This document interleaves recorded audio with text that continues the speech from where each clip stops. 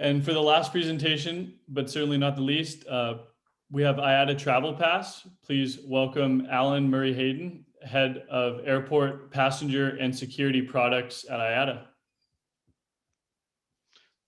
Hello, can you hear me okay? Yep, thank you. Okay, perfect. Hi, yeah, thank you very much for inviting us. My name is Alan Murray Hayden and I work for IATA.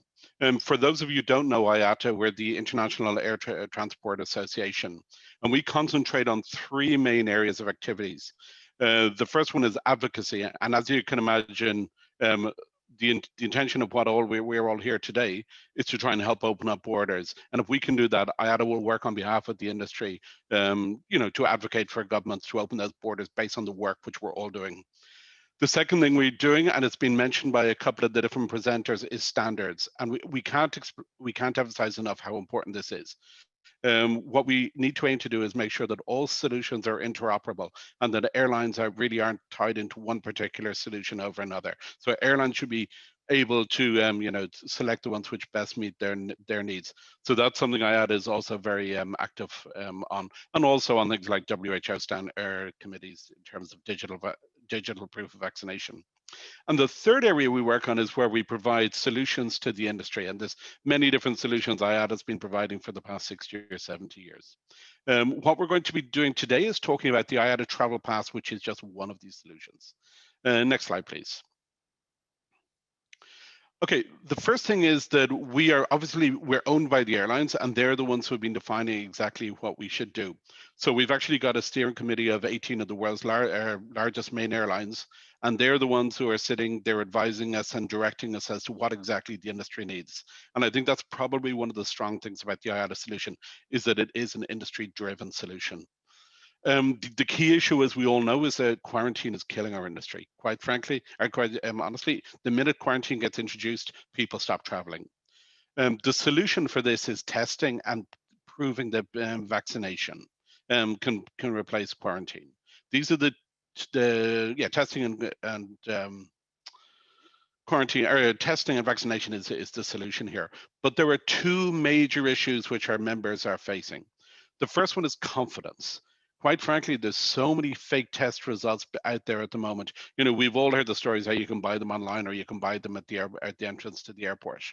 And so people don't have confidence in the test results. And if we go further down the road and people don't have confidence in vaccination, proof of vaccination, governments are not going to open up the borders again. So that's the first thing we need to tackle. The second thing we need to tackle is the capacity issues.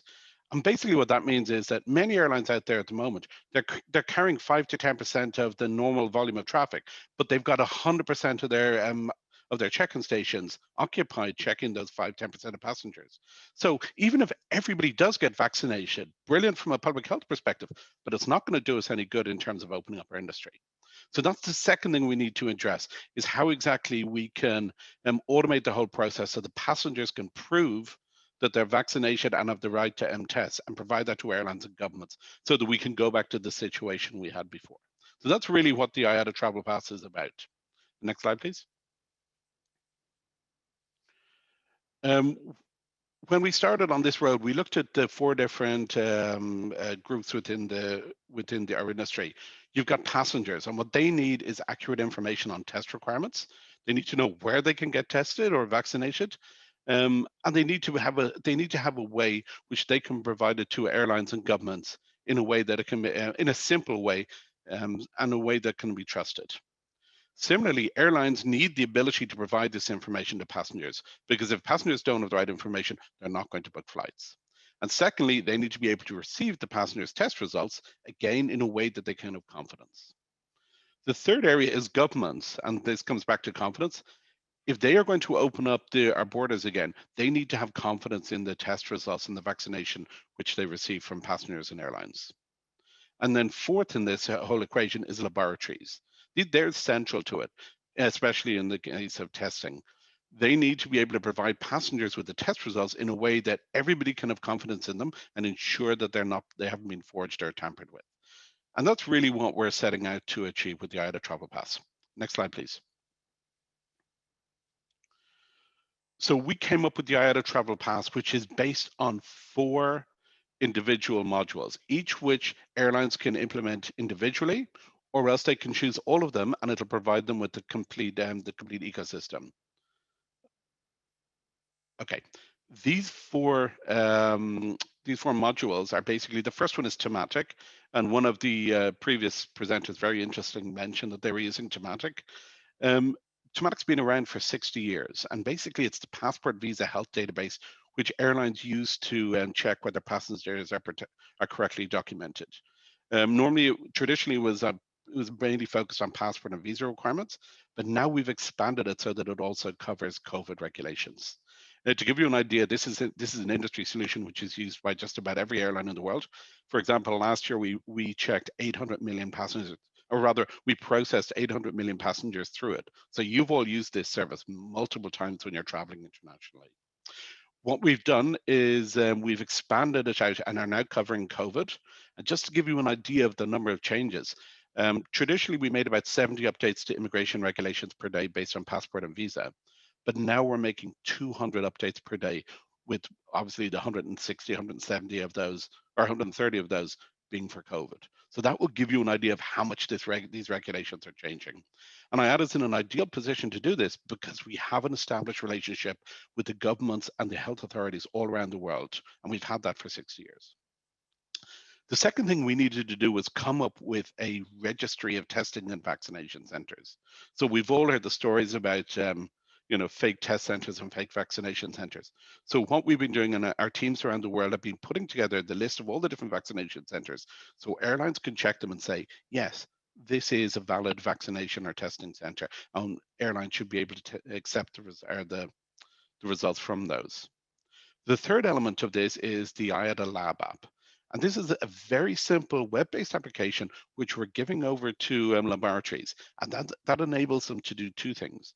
Number one, receive the passenger's identity and verify they are who they say they are. And number two, send the passengers their test results as a verifiable credential. And then the last thing which binds it all together is the IATA Travel Pass. And this is an application which we were working on before COVID. And it enables the passengers to do four things. The first thing is they can create a digital version of their passport.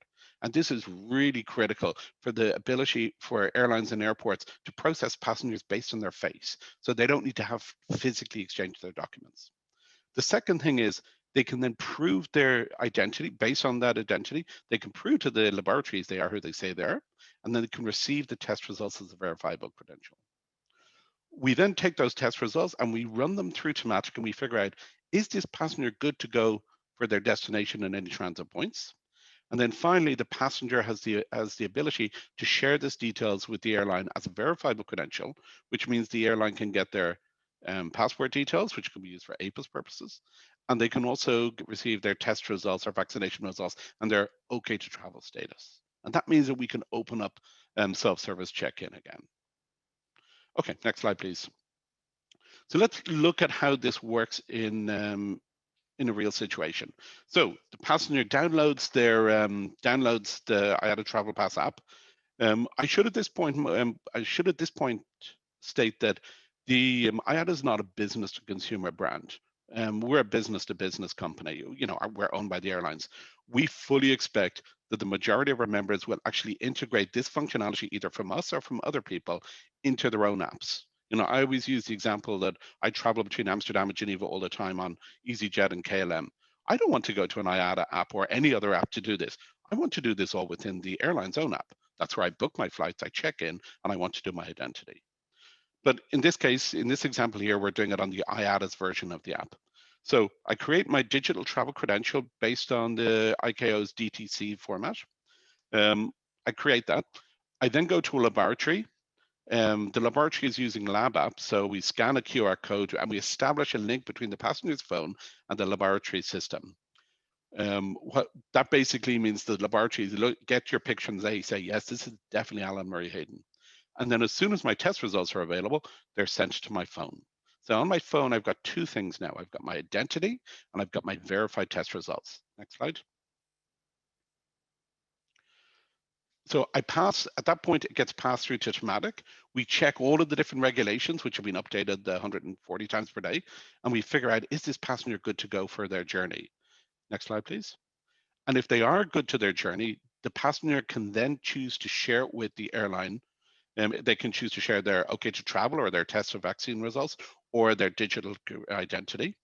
They can share it as an electronic message with the airline. So, for example, we're working with Amadeus and Sabre and the other airline systems.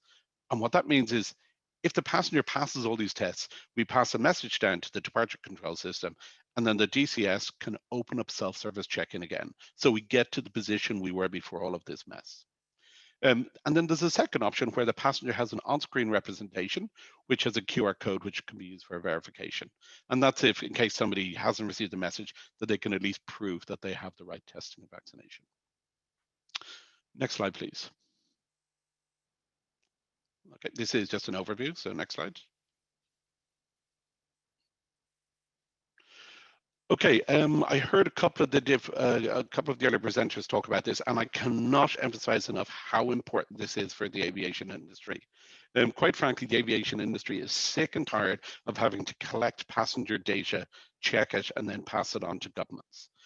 But the new technology, which is delivered by blockchain solutions, means we can implement what's called decentralized technology. What that means is that the passenger's data remains on their phone. And what the IATA Travel Pass app does is it sends a prompt to the passenger's phone to say, in order for your flight with whichever airline, EasyJet, you need to share your identity and you need to share these various bits of data. And again, it comes back to data minimization.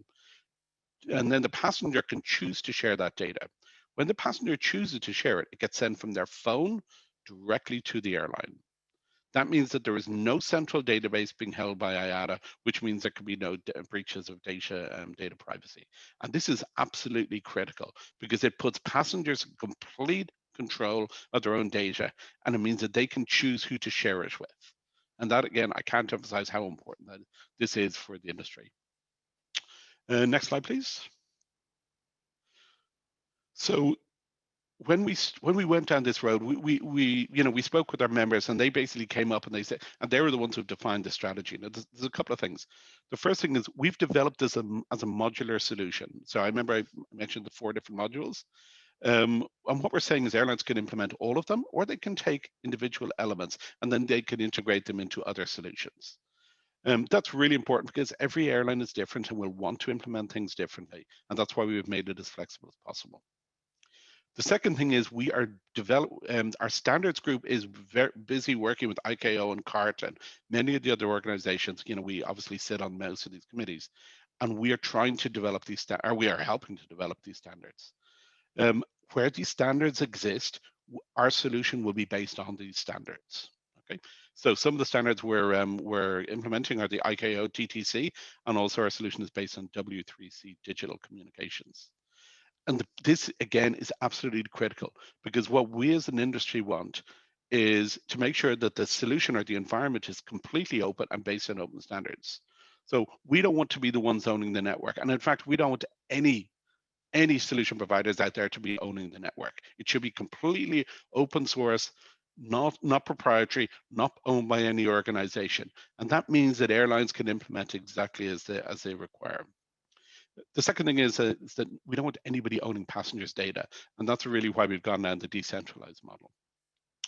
Where standards do not exist at the moment, we are helping to define them, and what we're also doing is that we will have our own implementation specifications, and we will make these public, and we will say anybody else can base their solution on these interfaces. The third thing is that IATA obviously is a trusted industry body. We have experience in all of this. And in fact, all of the different elements of the entire solution are based on existing solutions, with the exception of the lab app, which we've partnered with other companies with. And then finally, it needs to be sustainable, because the one thing we've seen is we get testing and then we get vaccination, and then you get contract tracing, and you're getting things are coming down at the industry. So whatever we do, the solution needs to be flexible enough that we can bend it and meet the requirements of the industry as they change. Next slide, please.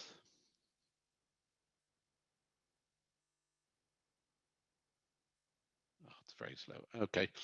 I think I've talked a little bit about these. The first thing is that it's universal. We have built this to meet the needs of passengers and governments and airlines alike. So this solution it really has, we've used technology to solve an industry need, not the other way around, which is what we see a lot of the time. The second thing is it's based on proven and existing IATA solutions. So none of this is new. And the third thing is it's modular, so airlines can choose what they want. And then a trust framework. That this is one of the key things which IATA can bring to it. IATA is a very good reputation, and when it comes to things like implementing digital identities, etc., people look to IATA and say, yeah, they're they're the type of organization who should be standing behind these things. Decentralized, we've talked about. Similarly, interoperable. So we're basically on an open standards and open networks, and then sustainable. Next slide, please.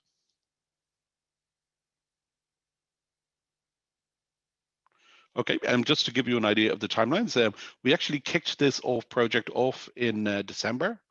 Again, a lot of these solutions have been developed over the last year, or in many cases 20 years. So we kicked it off in December, and we will be piloting with Singapore Airlines in 2 months' time. 2 weeks' time, and then we will be launching the solution, the full solution, in March 2021, which includes all of the different functionalities we've just talked about there. Next slide, please. Again, very last slide. Why would airlines adopt something like Travel Pass? The key thing, again, it's very simple. What we want to make sure is that automate the process that only passengers who meet the regulations go to the airport. And if we can do that, we can then open up web and kiosk check-in. As the identity and test results are verified off airport. And if we could do that, governments are going to have the confidence to open up their borders again. And at the same time, passengers are going to feel confident in flying, that they're not going to be put at risk because of COVID. Next slide.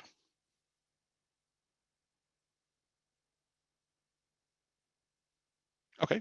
That is it. I would like to thank you all very much for giving us the time to present the solution.